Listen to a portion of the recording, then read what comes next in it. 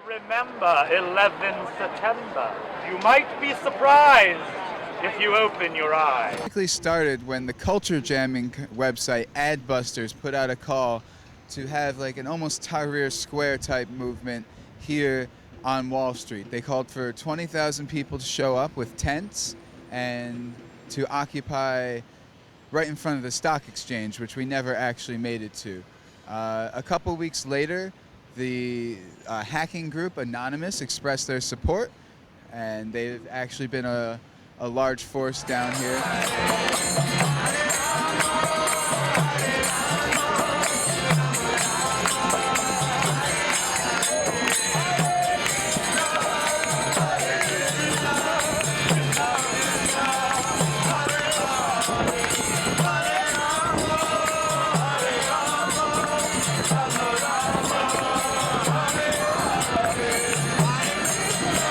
Never actually got the 20,000 people, and on the day that we marched to take Wall Street, it was blocked off and barricaded, which was no surprise. Welcome to the police state. Your tax dollars are helping to secure this sidewalk for corporate employees only. Welcome to the corporate police state. So we chose this as a location. You know, we're basically here to take back the power from the corporations in whatever way we can, because they have become all-powerful. They control the political system. They control all of our economics. I mean, if you look around here, you know, all of the money you spend basically goes back to the same place, you know, with a little bit trickling off. But we all know trickle-down economics doesn't work. So it's a matter of taking back power for the people. I think what we're doing is identifying the problem, which is right down there with the banks, and the more power they have, the easier it is to take more power. So we're just trying to take power from them. I don't think anyone has an answer to the problems yet. We all have suggestions. I do believe that we shall live in peace someday. I'm here because I can't afford to eat a healthy diet. Black and white together. Black and white together. Black and white together someday. Oh, deep in my heart, I do believe that we shall overcome someday. All around the world. All around the world. All around the world today. يا مندس وتضربوا انس وحزب البعث وصلي حرف الاس ويلا ارحل يا بشار يلا ارحل يا بشار ويلا ارحل يا بشار. Oh, deep in my heart, I do believe that we shall overcome someday. We'll all be free. We shall all be free. We shall all be free. We shall all be free someday. Oh, deep in my heart, I do believe that we shall overcome someday. We shall overcome. We shall overcome. We shall overcome someday. Oh, deep in my heart, I do believe that we shall overcome someday. Oh yeah, oh yeah. For the 99%! For the 99%! Allez, ballet, ballet! Allez, ballet, ballet! Allez, ballet, ballet! Allez, ballet, ballet!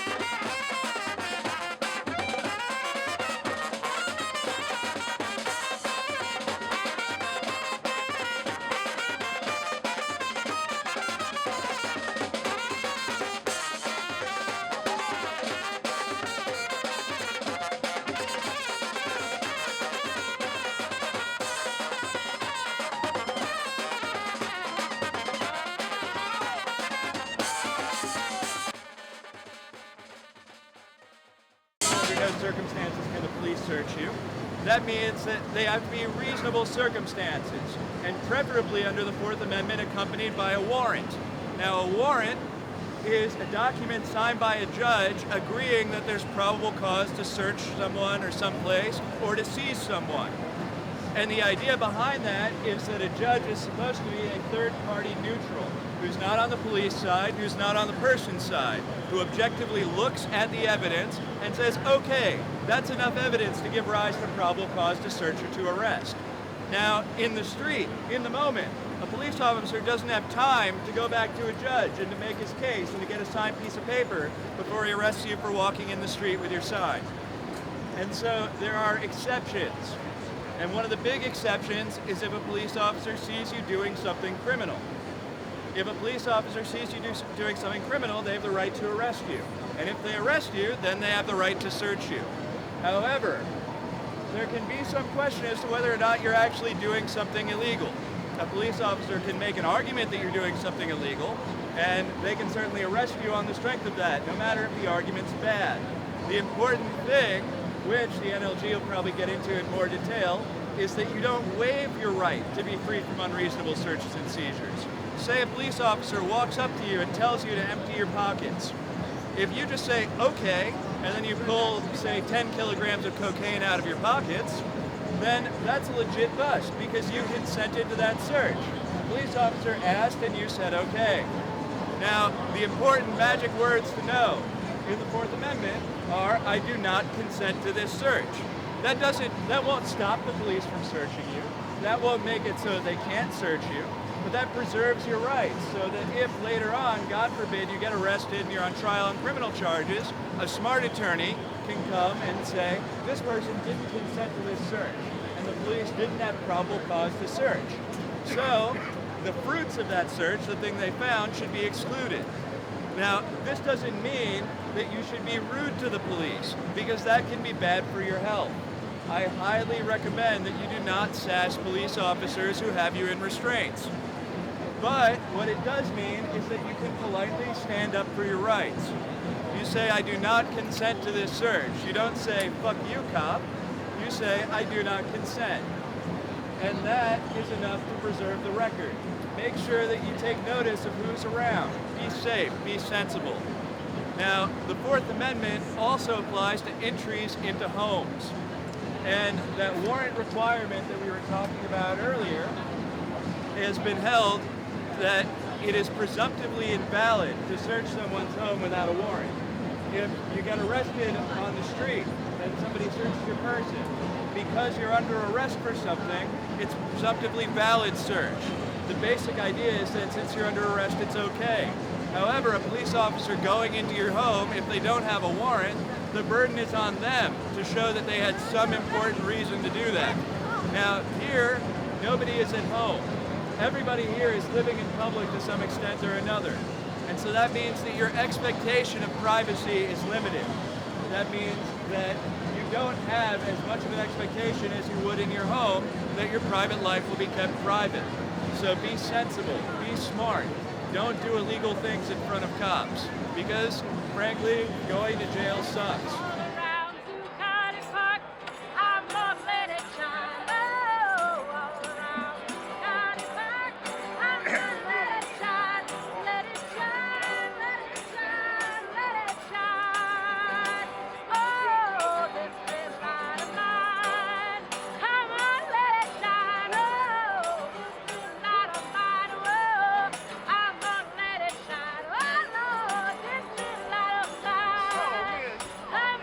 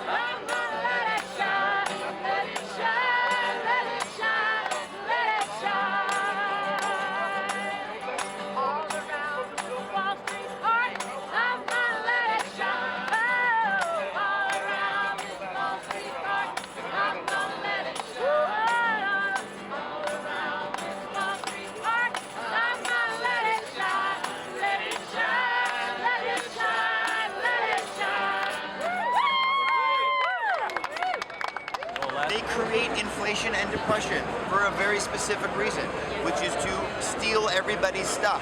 What happened in the 20s? They lent out lots of money, and then they called in all debts and created a depression. Man-made. What did they just do? They lent out tons of money, and then they called it all in and took everybody's stuff. There is no reason for that to exist. Andrew Jackson knew that. Abraham Lincoln knew that.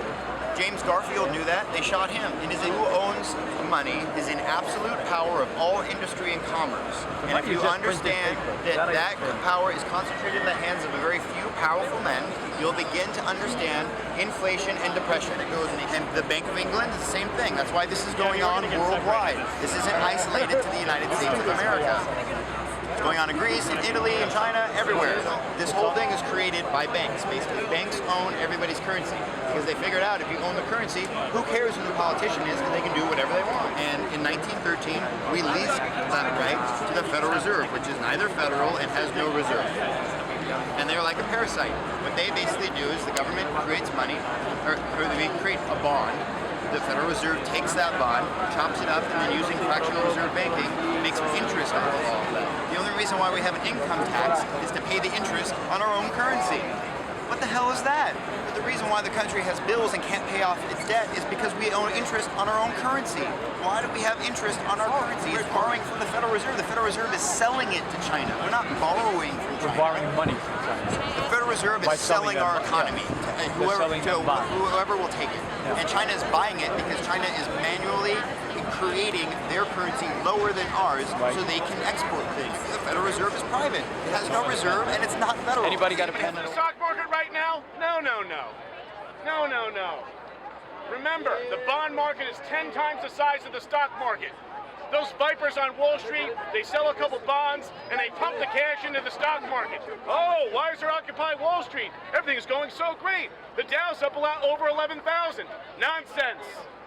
Nonsense. It's all an illusion. It's all an illusion. It's a temporary transfer of funds from the bond market, which is 10 times the size of the stock market, over into the stock market. Just so you can see the Dow at 11,000. Oh, everything's fine now. Nonsense. Nonsense. And as soon as you stop looking, they're going to take their money back out of it, and it's going to drop down below 9,000.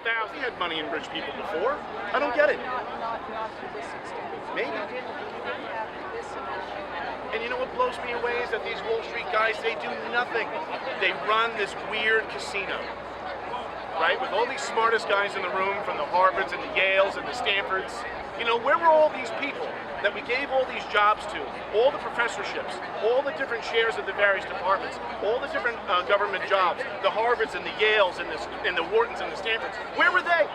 How come none of them rang the bell on this crisis? How come none of them told us that we were going to have a problem? I can teach you about it right now. This is the separation of banking between commercial banks and investment banks. It was broken down in 1998 by Bill Clinton and a whole bunch of other guys. I'm not blaming Bill Clinton alone.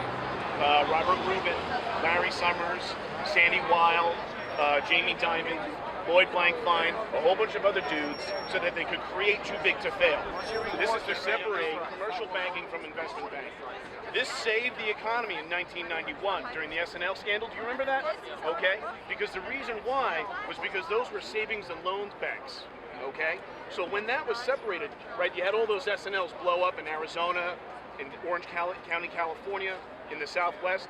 But because Wall Street wasn't allowed to be involved with commercial banking, Wall Street actually was not affected badly by the 1991 recession. We took a punch in the head, right? Maybe you lost your job back then. But by about 1994-95, we recovered. We re-regulated, we moved on, okay? Now, if this law was not in effect all the way back in 1991, we would have had 2008 in 1991. Because once they had access to your mortgage, they took that mortgage, Wall Street took the mortgage, okay? And they spun it 30, 40, 50 to 1 with these things called derivatives, which are simply bets on you being able to pay, not being able to pay, your interest, all this other stuff. It's basically bonds, okay? And they leverage your mortgage and everyone's mortgage, everyone's student loans. They mortgage every piece of debt in the country out the ass. Why? Because this law was gone. and they were allowed to go into the cookie jars of commercial banking. The fox cannot guard the hen house. Everyone's asking, what does Occupy Wall Street want? Here's a quick thing, Glass-Steagall. Real quick. Bam. Separate commercial banking from investment banking. Now. Any bank in violation, they get broken up. Now. No asterisks, no fine print, no lobbyists, no K Street. Broken up. Right away. That's our first quick demand, our first quick answer. Glass-Steagall, baby, here for you. I used to work on Wall Street. I used to work at Salomon Brothers. Back when it was Salomon Brothers, before it became Salomon Smith Barney, before it became Citigroup, blah, blah, blah, merger after merger. I had a front row seat.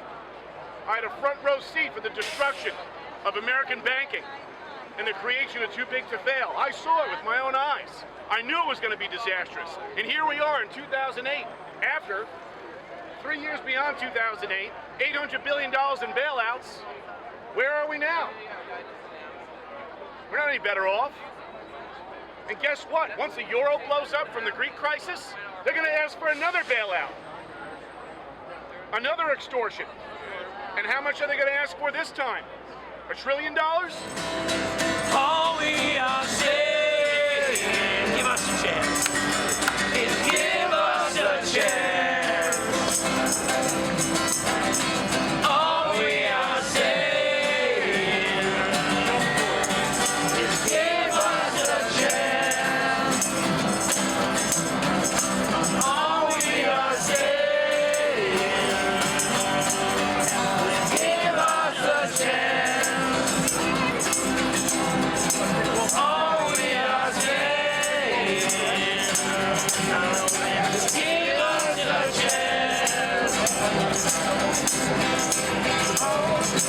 Everybody's talking about iPhones, ringtones, ringtones, sing-tones. Everybody's singing.